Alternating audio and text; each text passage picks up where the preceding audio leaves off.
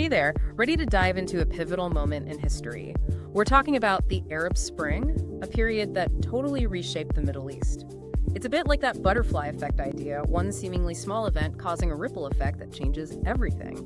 And in this case, that butterfly was a desperate act in Tunisia that ignited a firestorm of revolution across the region. Yeah, it's fascinating, isn't it? How these seemingly isolated incidents can snowball into massive movements. You see, for years before 2010, many Arab countries were like tinderboxes, just waiting for a spark. They were grappling with these long-standing autocratic regimes, economic stagnation, rampant corruption. It was a recipe for unrest. Right, and it was into this pressure cooker that Mohamed Bouazizi, a Tunisian street vendor, was thrust. Imagine the desperation, the utter hopelessness that would lead someone to set themselves on fire in protest. It's hard to even fathom. Bouazizi's self-immolation on December 17, 2010, was more than just a protest. It was a visceral cry for change that reverberated throughout Tunisia and beyond. He was a young man just trying to make an honest living. And the constant harassment and humiliation from the police, the confiscation of his wares, it was the final straw for him. And it resonated deeply with so many Tunisians who were fed up with the status quo. It's like his act just ripped off a Band-Aid, exposing all this pent-up frustration and anger that had been simmering for years. And it wasn't just about a confiscated cart, it was about dignity, opportunity, and having a voice. Precisely. And this is where things get really interesting. Bouazizi's desperate act became the catalyst for nationwide protests. It's like a dam had broken. People, powered by social media and years of pent-up frustration, poured onto the streets demanding change. And the Tunisian government, led by President Ben Ali, their response was basically to try and put out a fire with gasoline, right? Pretty much. Their attempts to quell the unrest with force backfired spectacularly. The more they tried to clamp down, the stronger the protests grew.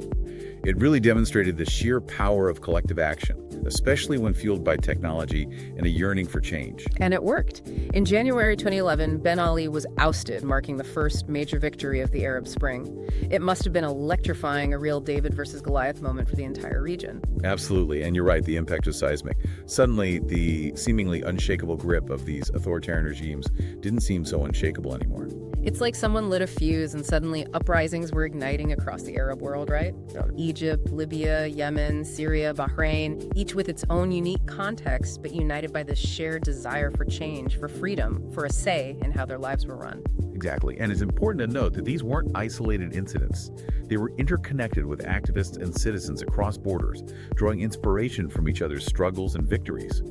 Social media played a huge role in this, allowing people to share information tactics and messages of solidarity, effectively creating a pan-Arab movement for change. And nowhere was this more apparent than in Egypt, a country with a long and complex history.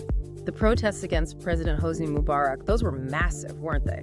Millions of people from all walks of life coming together to demand change. Oh, absolutely. The Egyptian uprising was remarkable for its sheer scale and the diversity of the people involved. You had secular activists, members of the Muslim Brotherhood, labor unions, everyday citizens, all united in their opposition to Mubarak's decades-long rule. It was this incredible display of unity and collective action that ultimately forced Mubarak to step down after 30 years in power. Wow, think about that, 3 decades. It really goes to show the power of people coming together to demand change. And speaking of which, those slogans that echoed through the streets, bread, freedom, and social justice, it's powerful stuff. It wasn't just about political freedom, it was about basic human dignity, economic opportunity, things everyone deserves. Right. Exactly. Yeah. Those slogans weren't just catchy phrases. They reflected the very real struggles that people were facing. Yeah. For many, it was about putting food on the table, finding jobs, having a say in their own future. These demands resonated across borders, becoming rallying cries for the entire Arab Spring movement. It's inspiring, but also a little bittersweet, right? Because as we know, the Arab Spring didn't have a singular ending. It was a mixed bag of outcomes. Some countries like Tunisia managed to transition to democracy, while others like Libya and Syria were plunged into devastating civil wars. Right, and those contrasting outcomes really highlight the complexities of this period. Tunisia, for instance, often hailed as the Arab Spring's success story, benefited from several factors, including a more cohesive civil society and a less fragmented political landscape. They were able to channel the energy of the revolution into a relatively peaceful transition, holding free and fair elections and drafting a new constitution. That's amazing considering what they came from. It shows that a successful transition to democracy is possible, even in a region where it's been so rare. But then you look at Libya and Syria, where the uprisings descended into horrific violence and chaos. It's heartbreaking. What factors led to such different outcomes? Well, in both Libya and Syria, there were deep-seated internal divisions, weak state institutions, and decades of authoritarian rule that has oppressed any form of dissent or political opposition. So when the uprisings began, these underlying tensions and grievances quickly bubbled to the surface, making it much harder to establish any kind of stability or unity. And it's not like those conflicts stayed contained within their borders. You had external actors getting involved, adding fuel to the fire with their own agendas and interests. Absolutely. Foreign intervention played a significant role in shaping the trajectory of the conflicts in both countries. In Libya, for example, NATO's intervention, while initially intended to protect civilians, ultimately contributed to the toppling of the Gaddafi regime, but also left a power vacuum that various militias and factions have been vying for control ever since. And in Syria, you had a multitude of external actors. Russia, Iran, the United States, Turkey, all involved in a complex proxy war, further fueling the violence and complicating any prospects for a peaceful resolution. It's tragic how these uprisings that started with such hope and promise ended up being hijacked by violence and external interest, turning neighbor against neighbor. It's a stark reminder of the fragility of peace and the devastating consequences of unresolved conflict, both for the countries directly involved and for the wider region. And then there's Egypt, a country that really embodies both the hope and the heartbreak of the Arab Spring. Right. Egypt's trajectory has been a roller coaster. They had these massive protests, forced Mubarak out, held their first democratic elections, and then bam, a military coup, a return to authoritarian rule, and a crackdown on dissent that continues to this day. It's a lot to unpack. It certainly is. Egypt's case is particularly complex because it highlights the challenges of transitioning to democracy in a country with a long history of military involvement in politics and a deep-seated fear of Islamism among certain segments of society. And let's not forget the role of social media in all of this. We've talked about how crucial it was for spreading information and mobilizing protests. It was almost like a virtual town square during the Arab Spring. Absolutely. Social media platforms like Facebook and Twitter became vital tools for activists and ordinary citizens to connect, organize, and share information, often bypassing state-controlled media outlets. It allowed them to circumvent censorship, mobilize support both domestically and internationally, and shine a light on human rights abuses that were happening on the ground. It's amazing, right? We complain about social media all the time now, but back then it was this incredibly powerful tool for democracy and free speech in a region where those things were often suppressed. You're right. It showed the potential of these platforms to empower citizens, amplify marginalized voices, and hold those in power accountable.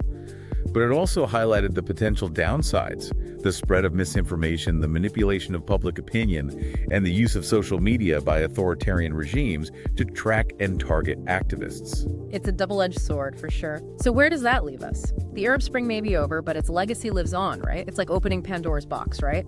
Once people have a taste of freedom and the possibility of change, it's hard to stuff that back in. Precisely. The Arab Spring shattered this illusion of stability that had hung over the region for decades, and it unleashed a wave of activism and political consciousness that continues to shape events today. It empowered citizens, especially young people, who grew up with social media as their megaphone, to stand up and demand a say in their future. And it's not just about those specific uprisings anymore, right? The Arab Spring has become this touchstone, this source of inspiration for pro-democracy movements all over the world. Absolutely. Yeah. It's a reminder that even the most entrenched power structures can be challenged, that people do have the power to create change, even in the face of seemingly insurmountable odds. It gives me chills thinking about it, but it also makes me wonder, knowing what we know now about the complexities, the setbacks, the unintended consequences, what are the enduring lessons of the Arab Spring? How can we apply those lessons to contemporary struggles for freedom and justice happening right now all over the planet? That's the million-dollar question, isn't it? If there's one thing the Arab Spring teaches us, it's that there's no one-size-fits-all model for achieving democracy or social justice. Each context is unique with its own history, its own power dynamics, its own internal struggles. So it's about understanding the nuances, the complexities of each situation, not just jumping in with preconceived notions or solutions. Exactly. And it's about supporting local actors, listening to the voices on the ground, understanding their specific demands and aspirations, rather than imposing external agendas or solutions. It's about solidarity, not saviorism, right? Being an ally, not a hero. Perfectly put. And I think it also highlights the importance of patience and perseverance. The road to meaningful change is rarely smooth or linear. There will be setbacks, there will be disappointments, there may even be times when it feels like the forces of oppression are winning. But we can't give up hope.